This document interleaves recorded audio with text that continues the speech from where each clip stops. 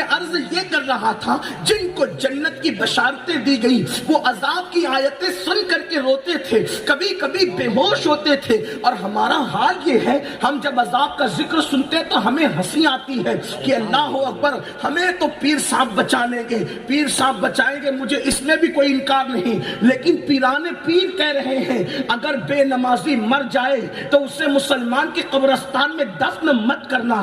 جب پیران پیر بے نمازی کو مسلمانوں کے قبرستان میں دفن کرنا گوارا نہیں کرتے تو پیران پیر بے نمازی کو جنت میں داخل کروانا کیسے گوارا کریں گے؟ کبھی اس پر تو غور کیا ہوتا, کبھی اس پر تو سوچا ہوتا. میرے پیارے آقا صلی اللہ علیہ وسلم کے پیارے دیوانوں, فقیہ ابو اللہ سمرقندی رحمت اللہ تعالی علیہ لکھتے ہیں کہ اللہ کے رسول صلی اللہ علیہ وآلہ وسلم کا فرمان ہے, میں حدیث پیش کر رہا ہوں, میرے جوانوں کی توجہ چاہتا ہوں. اللہ کے حبیب غائب داں نبی صلی اللہ علیہ وآلہ وسلم نے فرمایا جسے اللہ نے صحت دی ہو, یعنی وہ بیمار نہیں ہو, وہ معذور نہیں ہو, اللہ نے صحت دی ہو, صحت کے باوجود جو نماز پڑھنے مسجد میں نہیں آتا, جو صحت کے باوجود نماز نہیں پڑھتا, اللہ کے رسول علیہ السلام فرماتے ہیں اس سے اللہ بھی بیزار ہے, اللہ کے فرشتے بھی بیزار ہے, اللہ کے انبیاء بھی بیزار ہے, اور میں محمد خود بھی اس سے بیزار ہوں جو مسجد میں نماز کے لیے نہیں آتا.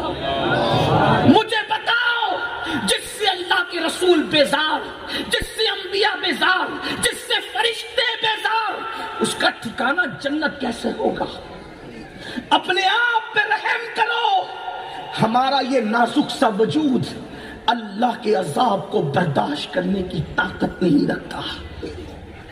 ہمارا یہ مختصر سا وجود اللہ کے عذاب کو برداشت کرنے کی طاقت نہیں رکھتا. جانتے ہو یہ جو اوپر سے نیچے کی طرف پتھر ڈھلکتے ہیں نا, اونچائی سے جو پتھر نیچے کی طرف ڈھلتے ہیں, ڈھلکتے ہیں, گرتے ہیں, کیوں گرتے ہیں؟ اونچائی سے نیچے کی طرف پتھر کیوں لڑکتے ہیں؟ کیوں لڑکتے ہیں؟ قرآن کہتا ہے جب پتھروں پر اللہ کا خوف غالب آتا ہے, جب پتھروں پر اللہ کی خشیت غالب آتی ہے تو اس وقت اوپر سے نیچے کی طرف پتھر لڑکتے ہیں. پتھر پڑے پڑے ٹوٹ کیوں جاتے ہیں؟ پتھر پڑے پڑے ٹکڑے ٹکڑے کیوں ہو جاتے ہیں؟ تو اللہ پاک قرآن میں فرماتا ہے کہ پتھروں پر اللہ کا خوف غالب آتا ہے تو پتھر پڑے پڑے ٹوٹ جاتے ہیں. یہ پتھروں سے پانی کیوں نکلتا ہے؟ اللہ قرآن میں فرماتا ہے یہ جو پتھروں سے پانی نکلتا ہے اللہ کے خوف سے یہ پتھر روتے ہیں, ان کے آنسو بہتے جن کو تم پانی کہتے ہو. مجھے بتاؤ, پتھر اللہ کے خوف سے لڑکے, پتھر اللہ کے خوف سے ٹوٹ جائے, پتھر اللہ کے خوف سے آنسو بہائے, لیکن اے مسلمان تجھے کیا ہوا؟ اے میری قوم کے جوان تجھے کیا ہوا؟ کیا تو پتھروں سے بھی زیادہ سخت دل ہو گیا؟ اللہ اکبر, وہ گناہ نہ کر کے وہ نیکیاں کر کے رونے والے تھے جن کو جنت کی بشارتیں ملی تھی, اور ہم گناہ کر کے بھی بہت اطمینان سے ٹھنڈے بیٹھے ہوئے ہیں, مولانا ہم جنت میں نہ جائیں گے تو کون جائے گا؟ میرے بھائی, شیطان فریبی کا شکار نہ ہونا, خود فریبی کا شکار نہ ہونا.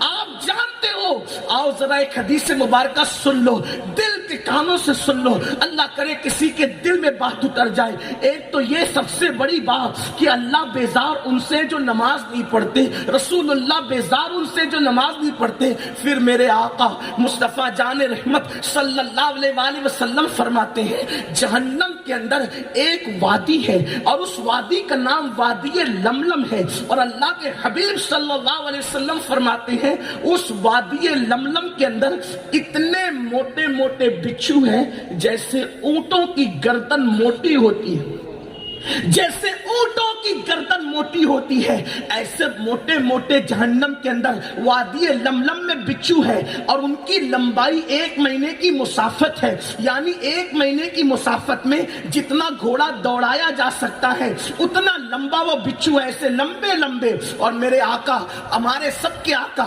غائب داں نبی صلی اللہ علیہ وسلم فرماتے ہیں کہ جب وہ بچھو بے نمازی کو ڈنک مارے گا تو 70 سال تک کہ وہ زہر اس کے جسم کے اندر گھومتا رہے گا اور اس کو تکلیف پہنچاتا رہے گا، یہاں تک کہ اس کا گوشت جھڑ جھڑ کے گرے گا، یہاں تک کہ اس کی ہڈیاں ٹوٹ جائے گی۔ اب تھوڑی دیر مجھے بتاؤ، واٹس ایپ کے لیے گھنٹوں نکالنے والے میرے بھائی، فیس بک پر گھنٹوں قربان کرنے والے میرے بھائی، اللہ اکبر، دنیا کی روزی روٹی کمانے کے لیے 10 گھنٹہ 12 گھنٹہ محنت کرنے والے میرے بھائی، مجھے بتاؤ کہ تو نے سب کے لیے کمایا۔ یہ کلکتہ میں بہت سارے لوگ یہاں جو میرے سامنے ہیں، ان میں سے کوئی بہار کا ہوگا، کوئی یو پی کا ہوگا، کوئی جو ہے وہ کہیں کا ہوگا، کوئی کہیں کا ہوگا۔ بولو اپنا وطن چھوڑ کر تم اس شہر کے اندر کیوں آئے ہو؟ اس لیے کہ تمہارے بچوں کا مستقبل سنور جائے، تمہارا مستقبل سنور جائے۔ نہ رات کو رات دیکھتے ہو، نہ دن کو دن دیکھتے ہو، نہ سردی گرمی کا موسم دیکھتے ہو، نہ برسات دیکھتے ہو۔ بولو کتنی محنت کرتے ہو، کیوں؟ میرے بچوں کا مستقبل سنور جائے، میرا مستقبل سنور جائے۔ میرے بھائی، جس دنیا کو ختم ہونا ہے، اس دنیا میں ہمیشہ رہنا ہی نہیں، اس دنیا کے مستقبل کے لیے تو نے 12 گھنٹے محنت کی، تو نے 18 گھنٹے محنت کی، اور جو آخرت کبھی ختم ہونے والی نہیں ہے، اس کے لیے تم نے کیا وقت نکالا، اس کے لیے تم نے کیا محنت کی۔ سن لو، یہاں کتنا بھی کما کر ایک سے خوبصورت مکان بنا لو گے، اس میں کتنے دن رہو گے؟ یہاں کی دولت کما لو گے، اس سے کتنے دن فائدہ اٹھاؤ گے؟ اس آخرت کے لیے کیا تیاری کی ہے؟ نہ جہاں ماں کام آنے والی ہے، نہ جہاں باپ کام آنے والا ہے، نہ جہاں بھائی کام آنے والا ہے، جہاں کوئی کام آنے والا نہیں، وہاں کے لیے کیا محنت کی، وہاں کے لیے کیا کوشش کی، وہاں کے آرام کے لیے کیا محنت کی۔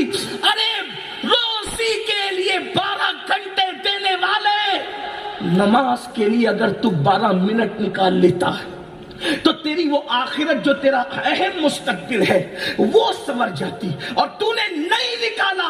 اللہ کا عذاب تو دیکھو، یہ کسی جلسے کے ناظم کا قول نہیں، یہ کسی مولوی کی گفتگو نہیں، یہ اس رسول کا فرمان ہے جو اپنی مرضی سے کبھی کلام کرتے ہی نہیں۔ قرآن ان کے کلام کے بارے میں کہتا ہے، وَمَا يَنْطِقُ عَنِ الْهَوَىٰ إِنْ هُوَ إِلَّا وَحْيٌ يُوحَىٰ، یہ جو بھی کہتے ہیں اللہ کے حکم سے کہتے ہیں، اللہ ان پہ وحی کرتا ہے، زبان ان کی ہوتی ہے، کلام خدا بند قدوس کا ہوتا ہے۔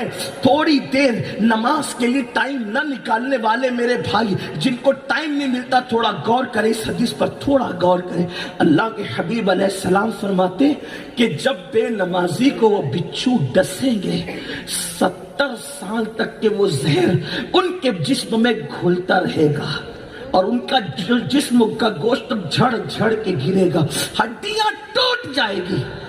جنگل کا بچھو کاٹ لی، برداشت نہیں کر پاتے، جنگل کا سانپ کاٹ لے، برداشت نہیں کر پاتے۔ وہ جہنم کے مخصوص بچھو جن کو اللہ نے پیدا ہی کیا ہے عذاب دینے کے لیے، کتنا کمزور وجود ہے نا اپنا، کتنا نازک وجود ہے نا اپنا، جو وجود اگر بتی کا چٹکا برداشت نہ کر سکے، جو وجود سگریٹ کا چٹکا برداشت نہ کر سکے، جو وجود مئی کی چلچلاتی بھی دھوپ برداشت نہ کر سکے، جب نماز نہ پڑھنے کے عوض میں اس وجود پر جہنم کے بچھوؤں کا ڈنک ہوگا، تو وہ طاقت کہاں سے لاؤ گے، وہ قوت کہاں سے لاؤ گے کہ اللہ کے عذاب کو برداشت کر سکو؟ میرے بھائی اپنے حال پہ رحم کر، میرے بھائی اپنے حال پہ رحم کر، تو اللہ کا عذاب برداشت نہیں کر سکے گا۔ تیرے اور میرے اندر اتنی طاقت نہیں ہے کہ ہم اللہ کے عذاب کو برداشت کر سکیں، ہمارے اندر قوت ہی نہیں ہے۔ ارے جب پہاڑ اللہ کے عذاب کو برداشت نہ کر سکیں اور پہاڑ رو پڑے، ہم کیسے برداشت کریں گے؟ اپنی آخرت کو برباد مت کرو۔ یہ زندگی اللہ نے کیوں دی؟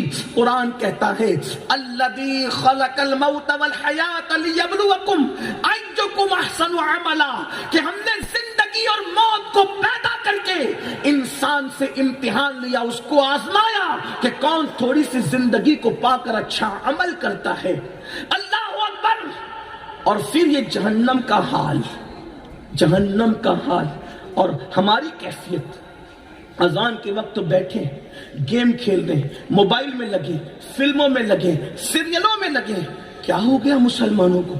ایک دور وہ تھا اگر مسلمان لوہے پر ہتھوڑا مارنے کے لیے اٹھاتا اور اذان کی آواز آتی تو ہتھوڑا لوہے پہ نہیں مارتا, زمین پہ رکھ کے مسجد کی طرف چلے جاتا. لوگ کہتے مولانا مسلمان آج در در کا بھکاری کیوں ہے؟ میں نے کہا جب تک مسلمان اللہ کی چوکھٹ پر آتا تھا دنیا بھکاری تھی, دینے والا مسلمان تھا. جب سے مسلمانوں نے اللہ کا در چھوڑ دیا اس دن سے مسلمان در در کا بھکاری ہو گیا. ہر در پر سر پٹکنے والوں, کسی در پر عزت نہیں مل سکتی. اگر کھویا ہوا وقار چاہتے ہو آؤ میرے اللہ کے در سے اپنے رشتے کو جوڑو, میرے رب کے در سے اپنے رشتے کو جوڑو, سجدے کے پابند بنو. اللہ کے رسول علیہ الصلوۃ والتسلیم فرماتے ہیں جب بندہ اذان سن کر مسجد کی طرف چل پڑتا ہے اور جب وہ مسجد میں آتا ہے اور اپنا سر اللہ کی بارگاہ میں جھکاتا ہے تو اللہ فرشتوں پہ مباحات فرماتے ہوئے کہتا ہے اے فرشتوں دیکھو تو صحیح, یہ سب کو چھوڑ کر میری بارگاہ میں آ کے سر جھکا دیا ہے. مجھے میری عزت و جلال کی قسم, جس کا سر میری بارگاہ میں جھک گیا اب اسے کسی غیر کے آگے کبھی جھکنے نہیں دوں گا.